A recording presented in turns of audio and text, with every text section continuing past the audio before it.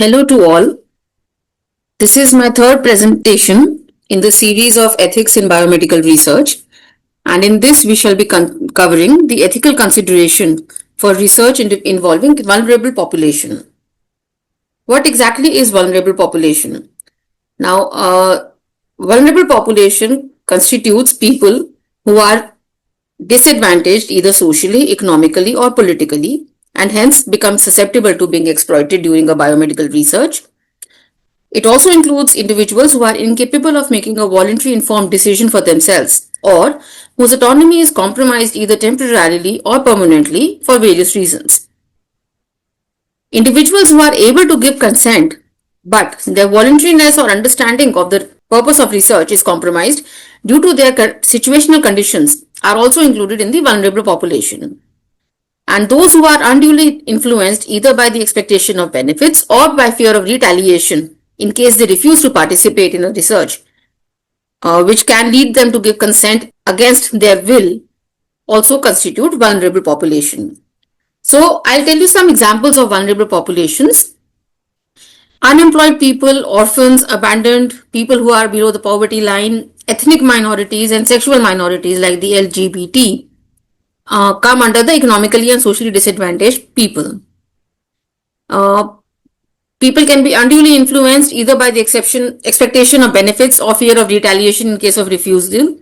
Then children up to the age of 18 years, pregnant or lactating women, or those who have poor decision-making powers or poor access to healthcare may be unduly influenced by biomedical research participation. Tribals and marginalized communities who have poor access to healthcare also become vulnerable. Then refugees, migrants, homeless people, or people in conflict zones or in riot areas or disaster situations, they become very vulnerable. Then individuals who are afflicted mental illness or those who have cognitive impairment, those who are differently abled either mentally or physically, also become vulnerable. Individuals who are in terminal stage of their illness and in search of new interventions after having exhausted all their possibilities also become vulnerable to clinical trials. Then those who are suffering from stigmatizing or rare diseases look for chances to cure their diseases. Then diminished autonomy either due to dependency upon someone or being under a hierarchical system such as students or employees at an organization or subordinates of the investigator or defense services personnel because of their contracts or healthcare workers, people who are institutionalized or who are in prison.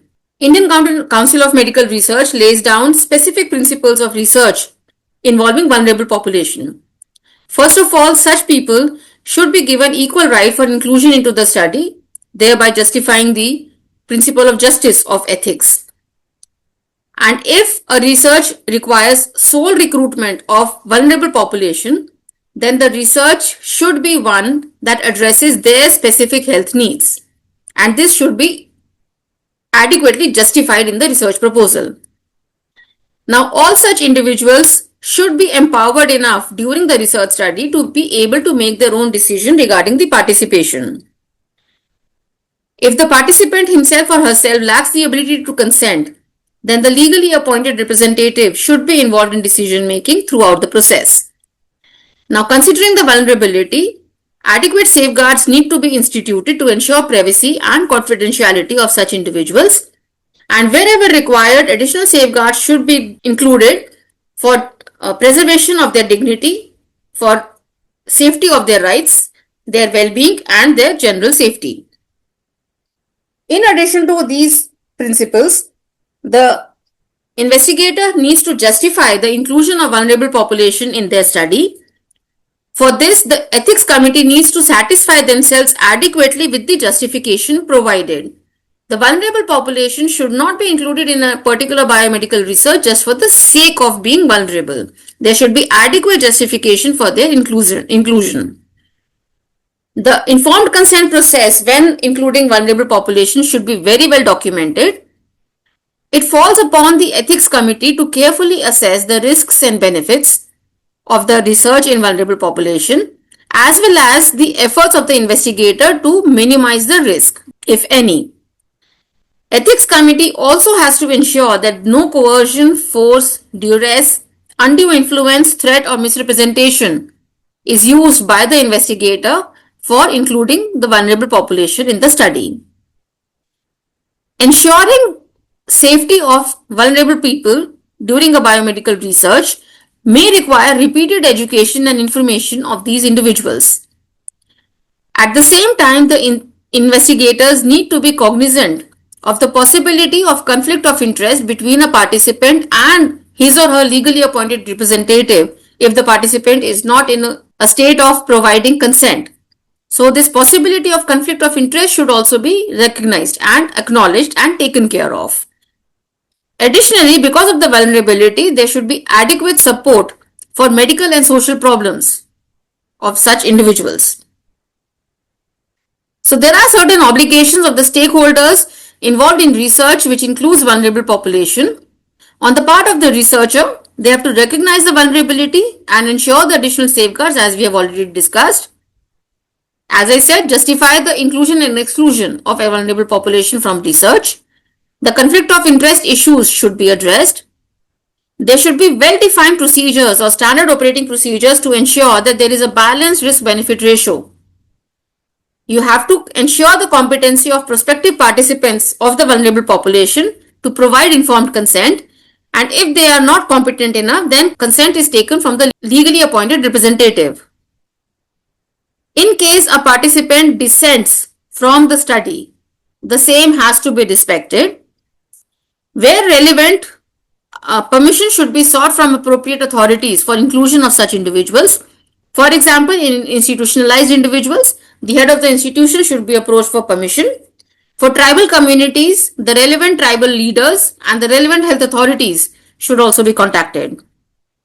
And always remember to conduct research within the purview of existing relevant guidelines and regulations wherever applicable. Ethics committee assumes much more responsibility while reviewing research involving vulnerable population. They have to determine the vulnerability of prospective participants whether or not declared by the researcher. At the same time, they examine closely the justification of inclusion or exclusion of such people.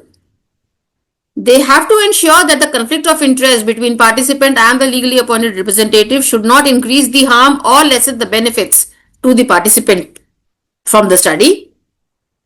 The ethics committee is mandated to carefully determine the benefits and risks to the participants and advise risk minimizing strategy wherever applicable. They have a right to suggest additional safeguards such as more frequent review of the study and monitoring, including site visits by the ethics committee members to ensure that the research is being carried out following all the rules and regulations. Whenever a research proposal is submitted which includes vulnerable population, it should always undergo a full committee review. It is desirable also to have empowered representatives from the specific population during deliberations to ensure that their interests are well taken care of.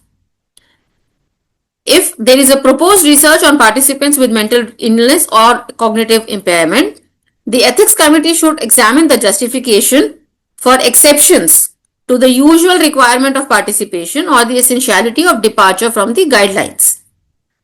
And they have to ensure that these exceptions are as minimal as possible. By far, all biomedical research, especially the ones that include vulnerable population, including those with mental illness or cognitive impairment, should follow all the guidelines of ethics. An ethics committee need to have standard operating procedures for handling such proposals. Some biomedical research are sponsored, especially the clinical trials. So whenever there is a sponsored clinical trial which is likely to involve vulnerable population, the sponsor, who could either be a government organization, it could be an institution, or it could be a pharmaceutical company, should also justify the inclusion of vulnerable groups in the protocol and make provision for protecting their safety. It is the responsibility of the sponsor to ensure monitoring and ensure that procedures are in place for quality assurance and quality control throughout the study. At the same time, the sponsor has to ensure protection of the participants and the research team if the research is on sensitive topics which are potentially harmful to them. Now let's look at some of the specific conditions of vulnerability and talk about them. First is inclusion of women in any biomedical health research. Now, women should have equal rights to participate and derive benefit from research. They should never be excluded from from any research just by virtue of being females. During the informed consent process, women may sometimes and probably frequently need to consult their family before providing consent. And researchers should respect this socio-cultural requirement. Inclusion of pregnant and nursing women in clinical trials is justified only and only if the research is designed to address the health needs of these women or their fetuses or the infants. If women are to be recruited in the reproductive age group, they should be informed if there is any potential risk to the fetus in case they become pregnant during the course of the study. If a woman becomes pregnant during the course of the study, she should not be automatically removed from the study just because of being pregnant.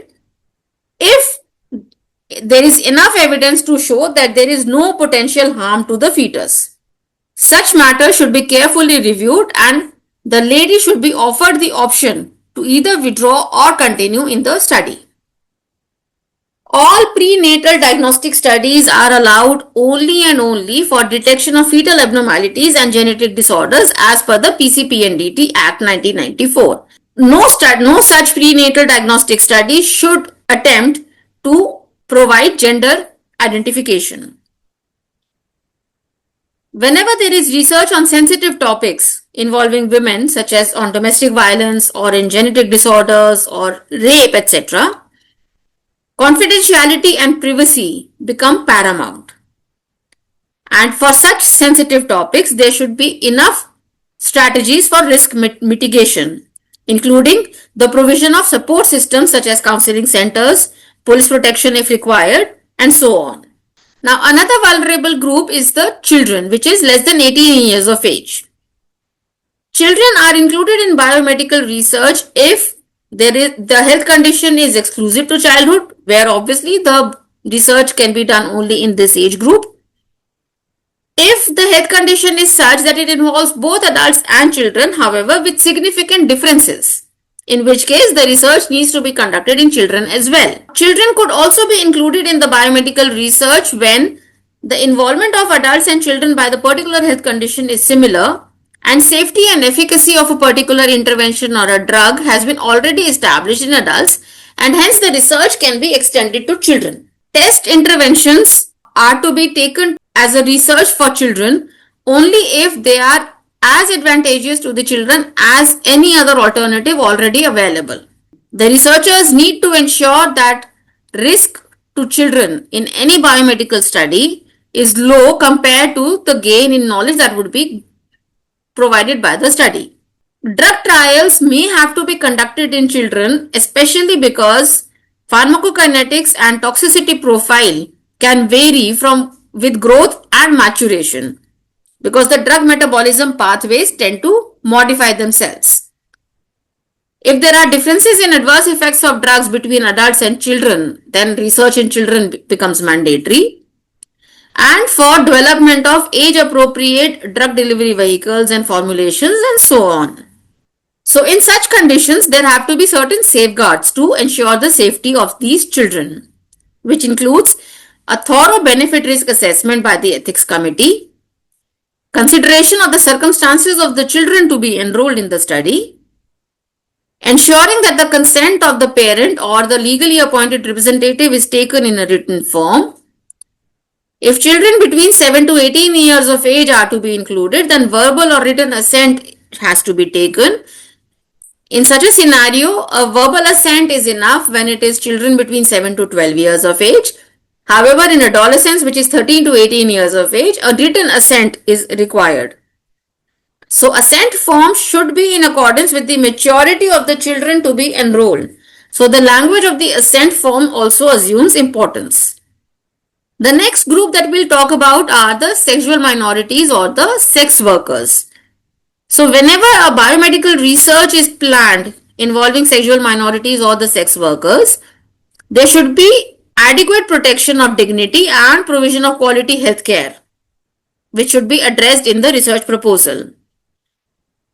Ethics committee reviewing such proposal may consider inclusion of a special invitee, which could be a representative of the sexual minority group, uh, of whichever group is being included in the research proposal. It could be lesbian, gay, bisexual, transgender community. One of the representatives should be included. Then, for such studies, the ethics committee is empowered to suggest a community based advisory board which would supervise the study during its course.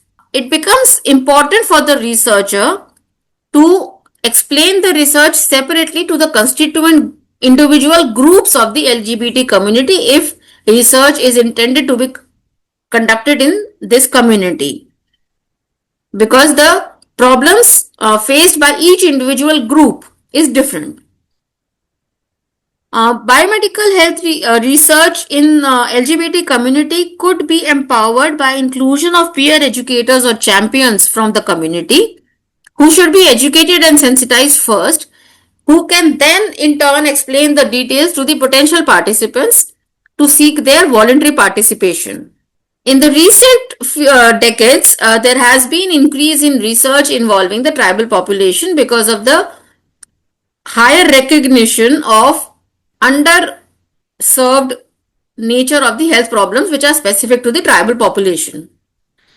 Now, whenever a research is planned among the tribal population, it has to be remembered that it should only be done if it is of a specific benefit to that particular population, either therapeutic, diagnostic, or preventive. For this, due approval would be required from the competent administrative authorities. It could be the tribal welfare commissioner, it could be the district collector, as the case may be. At the same time, it is always a good idea to seek help of government functionaries or local bodies or registered NGOs who are working closely with that tribal group. Tribal leaders or other culturally appropriate authority or socially acceptable person can help as the gatekeeper from whom the permission to enter and interact that particular community needs to be sought. And once that is done, the involvement of the community into the research becomes easy. While administering the informed consent process, it should be done in consultation with people who know the local language or the dialect of that particular tribal population. And appropriate witnesses should be included who can ensure that the participant information sheet or the participant information has been provided in their local language. It has to be remembered that benefit from any research which has a potential for commercialization should be shared with that particular tribal group in whom the research has been conducted. Next, we come to individuals suffering from mental illness or who have cognitive impairment. As per WHO, mental disorders are characterized by some combination of abnormal thoughts, emotions, behavior, and relationships with others.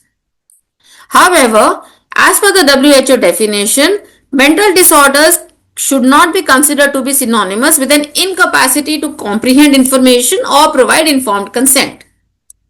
So, mental illness itself is not incompetence.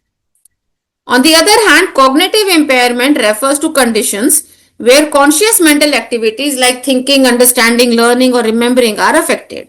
Now, sometimes studies may have to be conducted in psychiatric conditions where individuals have either suicidal or homicidal tendencies. There are certain points that need to be remembered by the researchers conducting such studies. During the informed consent process, the researcher should inform the participants about the strategy to address their suicidal ideation or the risk of the harm to others. At the same time, the possibility of breach of confidentiality on expression of thoughts of harm to self or others should be told to the participant, because this is one condition where the clause of confidentiality may need to be breached. Then it has to be remembered that people who have suicidal or homicidal thoughts or tendencies have an inclination to refuse to participate in studies which include interventions or drugs to correct their suicidal or homicidal tendency, because of the mental illness that they are suffering from. Hence, the interventions in such individuals, the psychiatric conditions who are likely to have such thoughts, should preferably be of short duration. They should be less restrictive so far as possible and should be done only when necessary.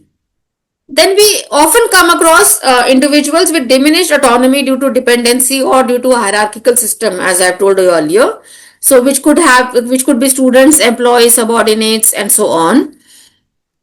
So again, the tenet of that involvement of such individuals in the research should be pertinent to research and not merely a convenience just because they are available. It should be remembered that their involvement should be because it is pertinent to the research in question. And since they have diminished autonomy because of the system that they are in, the researchers need to put in extra efforts to respect the autonomy, especially in hierarchical positions. A participant may want to refuse or withdraw consent from participation into a study, however, may not be able to do so because of the hierarchical system.